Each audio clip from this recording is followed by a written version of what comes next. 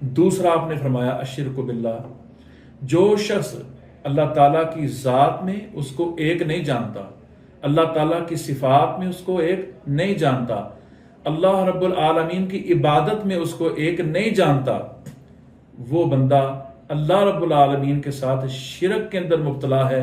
اور شرک ایک ایسا جرم ہے، اللہ رب العالمین تمام گناہ معاف کر دیں گے سوائے شرک کے۔ لہذا شرک کرنے والا بندہ وہ بیت المقدس میں جا کے نماز پڑھے، وہ مسجد الحرام میں جا کے نماز پڑھے، وہ مسجد نبوی کے اندر جا کے نماز پڑھے۔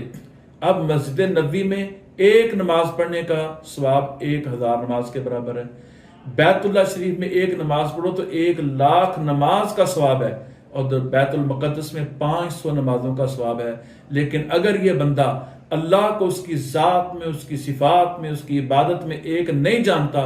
تو قرآن پاک نازل کرنے والے رب کی قسم ہے ایسے بندے کی کوئی نماز قبول نہیں، کوئی عبادت قبول نہیں۔ لہذا اگر وہ چاہتا ہے کہ وہ اس اعزاز کو پا لے کہ 5 نمازیں پڑھ کے جنت کے اندر چلا جائے تو بھائیو اسے شرک سے